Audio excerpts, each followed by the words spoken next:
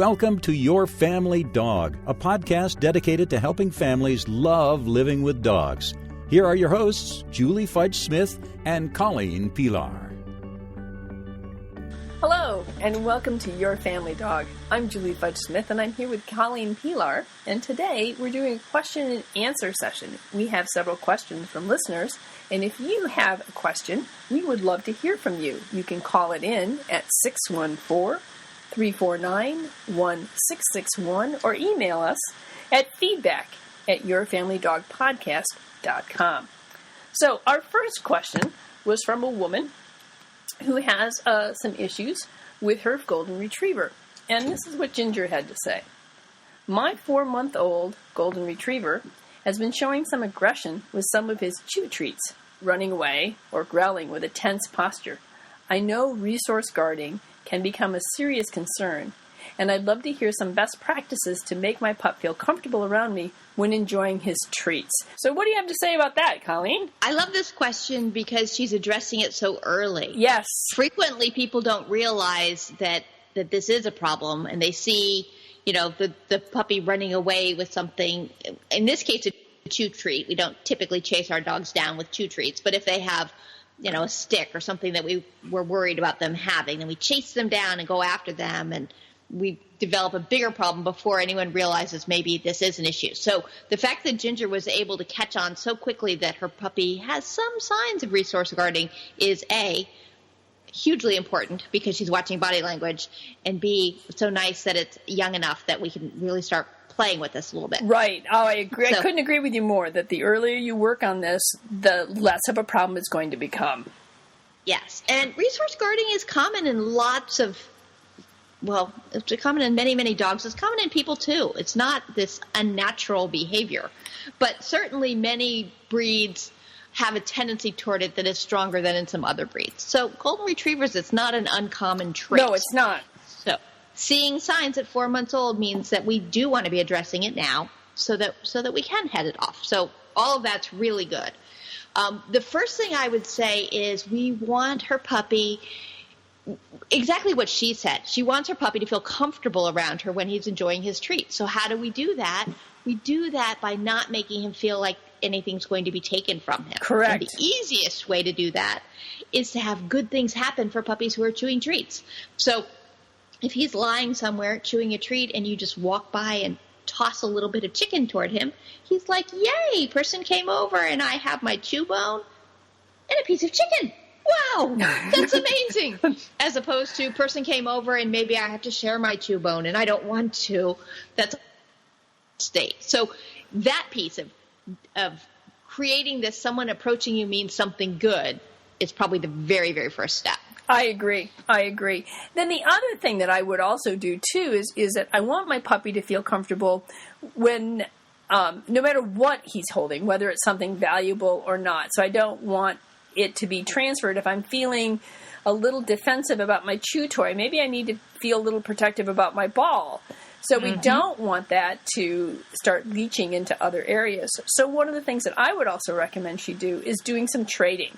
So that when maybe he's got a tug toy, we hold another tug toy, and I'll play with this tug toy with you if you drop this one. And so, or you have the tug toy, I'll give you a biscuit. You drop the tug toy, you get a piece of chicken.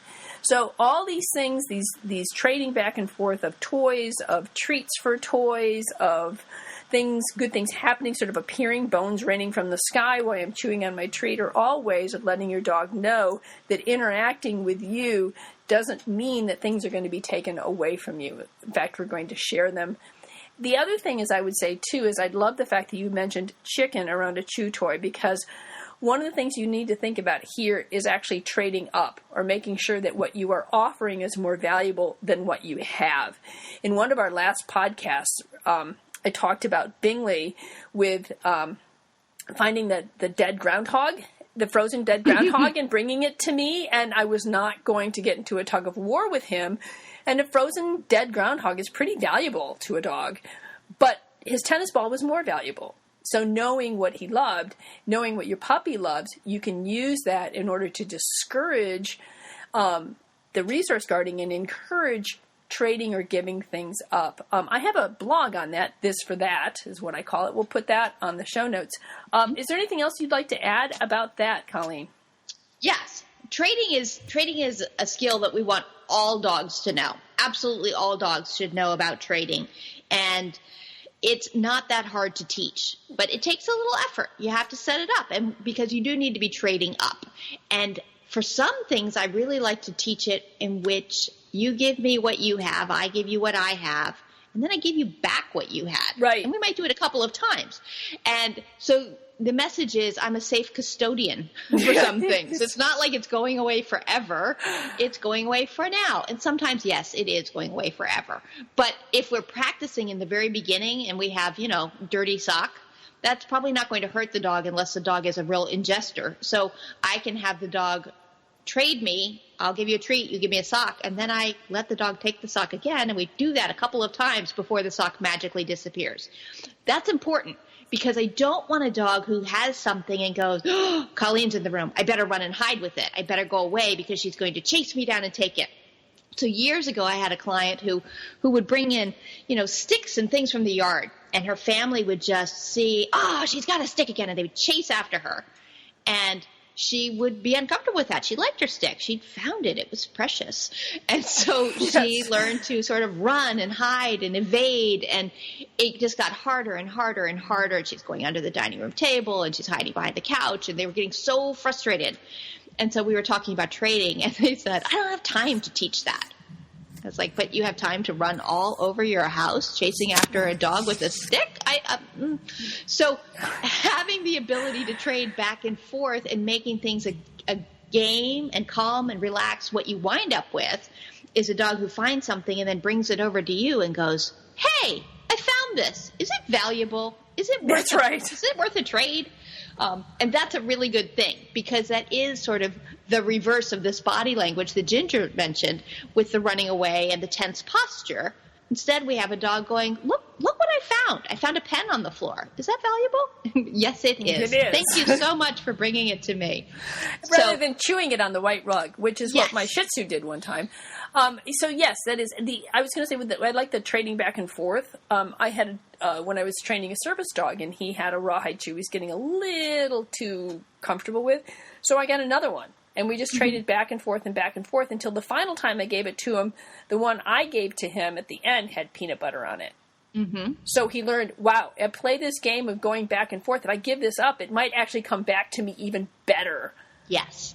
And that's a really good tip and a really good point, but that is something I would only do with a dog who showed lower levels of resource guarding. So we are talking, in this case, Ginger's question is about a 4-month-old puppy, and the dog you were working with you totally knew and were comfortable with. So more serious resource guarding, you do want to be very careful with some of these high-value trades. We start with low stuff and work our way up.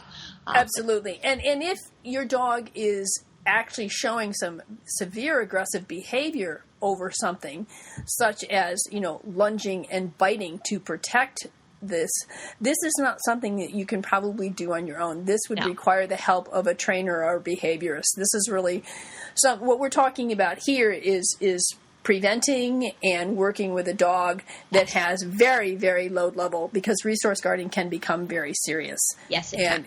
And it can be endangering to the person. So that's something to keep in mind, that if it's developed into a real serious problem, you probably need some additional professional help. Yeah. So if you see any signs in your puppy, be like Ginger and take action early on. That's fantastic. I'm delighted that she's starting so early. I was too. All right. So next question, Colleen. The next question was from a listener about they have been cooking bacon lately.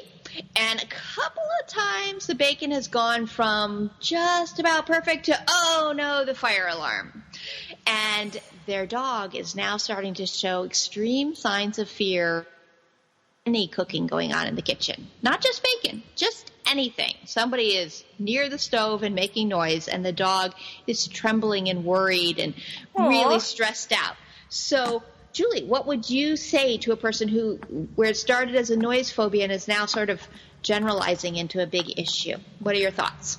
Well, my thoughts on that is that obviously the noise was traumatic to the dog, because one of the problems with trauma is it becomes pervasive. It becomes pervasive over time, that it lasts a long time, and it can also become pervasive and that it will leach into other areas. And this is a pretty classic sign of that the dog was, okay, originally I was scared of the smell of bacon. Now I'm kind of scared of the kitchen. Now this is getting kind of pervasive.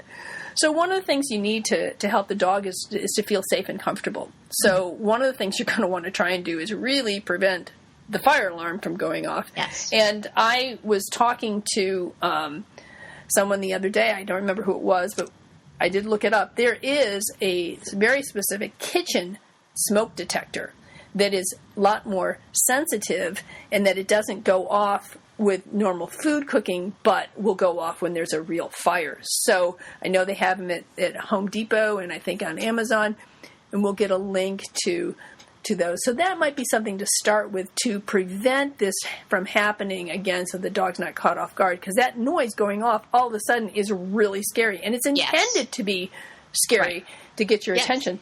In fact, I had one that my handyman had programmed saying, "Julie, evacuate, evacuate." Thank you very much. My smoke alarm is yelling at me. But in addition to that, in order to prevent, what we need to do is take care of the dog now. The first thing I think I would do is, in addition to the changing out the smoke alarm, is the dog needs to learn that the kitchen is safe again. Mm-hmm. So you need to provide sort of a safe haven, or a way in which the dog feels safe. So I might start with just lots of treats in the kitchen. We walk through the kitchen. You take a step into the kitchen, you get a treat. You take 2 steps in the kitchen, you get 2 treats. But really allow the dog to understand that going into the kitchen is going to be a good thing. Mm-hmm. And that I would also, too, if they venture into the kitchen and somebody's standing by the stove, I'd be tossing a lot of treats to the dog, even if no cooking is going on. And so I would gradually begin to help the dog feel safe again in the kitchen. But the other thing that I might do is that in the kitchen, when I know I'm going to cook, maybe that's the time for the dog to be in the backyard or in another room with a tasty Kong, so that he doesn't have to experience cooking going on. And that maybe the next thing I would do is that instead of cooking at the stove, have the dog in there when we're preparing food that doesn't require the stove. So sort of, and allowing the dog to have a say as to when I go into the kitchen and when I don't. And that anytime I go into the kitchen, I get rewarded. If I decide to leave, that's okay too. If I may come back in, good things are going to happen. And this would be another time when I would probably pair the kitchen with something really wonderful. Yes. Braunschweiger or chicken or something that the dog doesn't normally get, but is really quite rewarding, so that when you make that effort to overcome your fear, I'm going to reward you well for it. Right. So what do you think of that? That's what we were talking about when I was talking to this listener, that the concept of fear being sticky. Yes. Which it just started with one thing and now it's carrying over. And so we were talking about some of these pieces that you've just said about sort of creating new associations and positive associations and ways to relax in the kitchen. That the kitchen means good things for you, not the kitchen means bad things for you. But sound-based phobias can be tricky. They can take a while.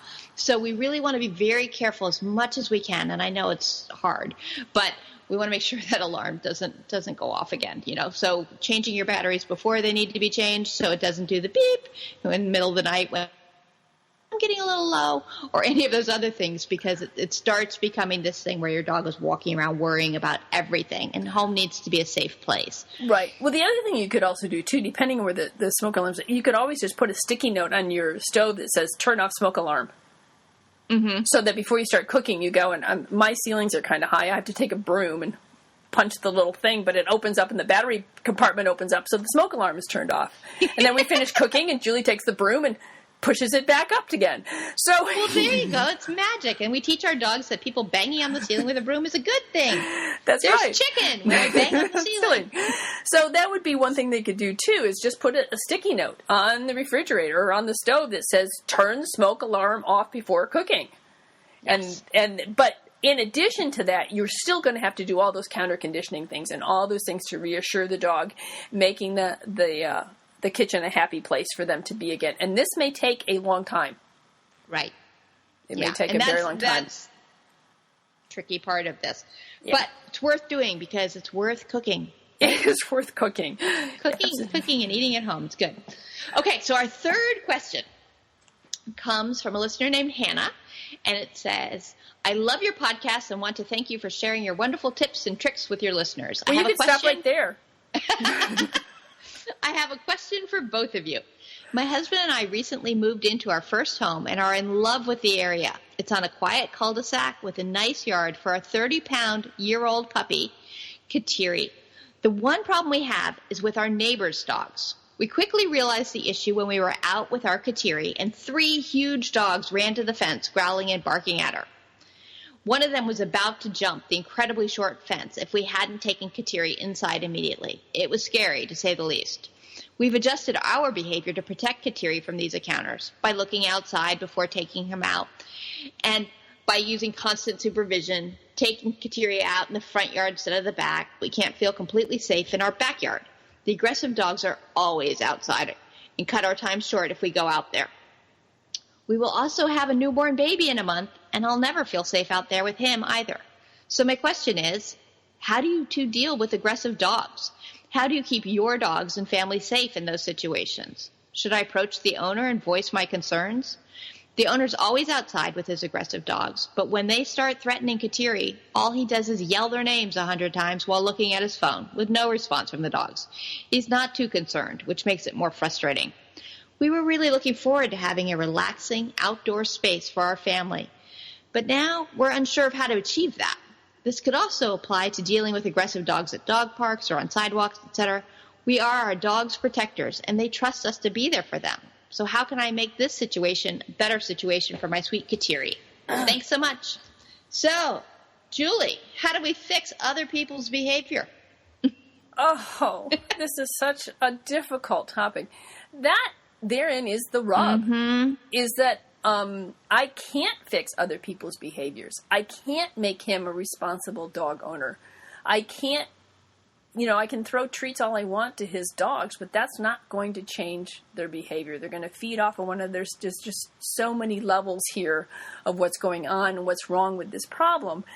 But you can't fix another person, and you can't fix another person's dogs. And that is so frustrating. So what boils down to is, what can I do to keep my dog and my family safe? She could, and it might be worth it, to actually go over and talk to the owner. Mm-hmm. I'm not sure how much of a positive response she's going to get from him. I'm not sure that he's going to be able to, or that he's going to be able to really hear what she has to say, or that he's going to be concerned about what she has to say. He's not giving any indication that he does. On the other hand, if she goes over and says, and she asks for him to help, there might be a little bit of a reprieve. And he does go outside with them all the time. So that at least is a sign that he is caring enough to do that. I mean, he's not just letting the dogs out and leaving them out there. Right. And then he's aware. I imagine he's probably pretty aware of the problem here. He just doesn't know what to do about it.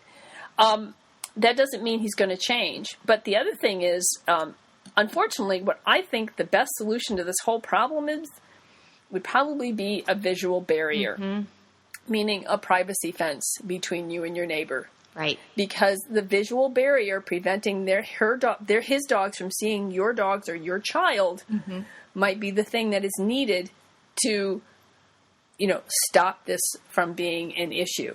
That might actually be a motivation to the owner. She says, we have to put up a privacy fence because we feel unsafe. That might be a motivator to him. It might not. Who knows? I can't predict this man's behavior.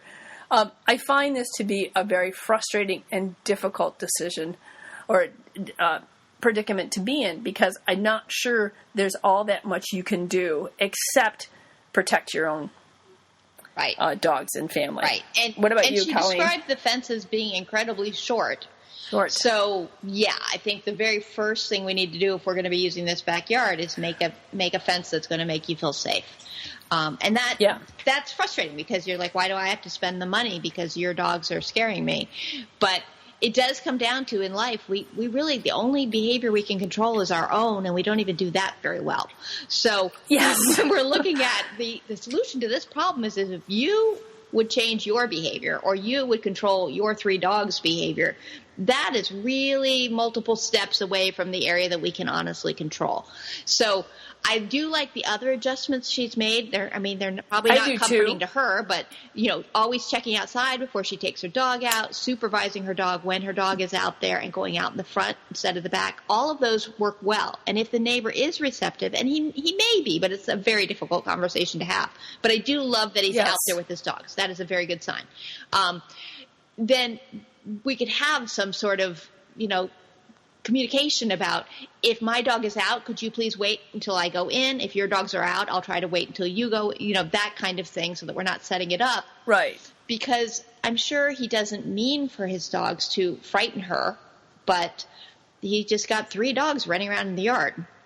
And so she needs to do what she can to make herself feel safe. And particularly with the baby coming, I'm sure she's heightened anxieties. Right. And it could be, too, that he's so used to the dogs, he doesn't hear how scary it is. And he may just need a reminder that this is kind of scary. And if it's a low fence, you might think, well, we could just put up a higher fence. But then it sounds to me, if you were to put even just a higher fence, like a split rail fence with mesh, the dogs can still see. It's still a visual issue. And so that's why I say privacy fence, because I think what you really need to be thinking about is blocking that visual that triggers these dogs to bark. But talking to your owner might be a place to start, too. I don't know how old these dogs are. I don't know how long they've been practicing this behavior. Right. And that all makes it much more difficult. I don't know how much they feed off of one another, if he lets them out one at a time, if this is not as much of an issue. But once again, those are all things we can't change. Right.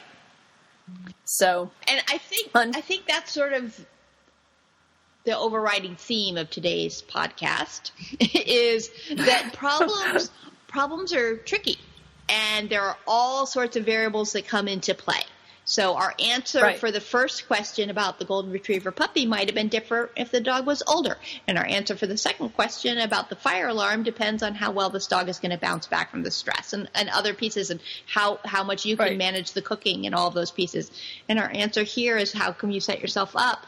It depends on your house, your dog, your neighborhood, your abilities. And that's always going to come into play, because we're talking about living beings. So then it's the number of variables in play complicate the question every time.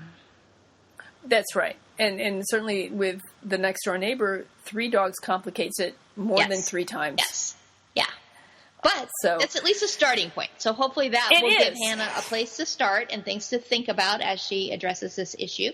And we're so delighted that we've got some questions from we would like more. Ginger, Amy, and Hannah this week. So thanks for that. Thank you. Yes. And I think that pretty much wraps it up for this week, Colleen, and we will see you next week. Just one note to our listeners: if you like us and you're listening to us on iTunes, Google Play, or Stitcher, please leave a review and let us know what you think, and because that helps us to get more listeners, and that's what we'd like to do, is reach more people. So if you like us, please let us know, and we will see you next week. Thanks, Colleen. See you later. Thanks for listening to Your Family Dog. Got questions? Interesting ideas? Colleen and Julie would love to hear them. Call 614-349-1661 or visit www.yourfamilydogpodcast.com to share your thoughts.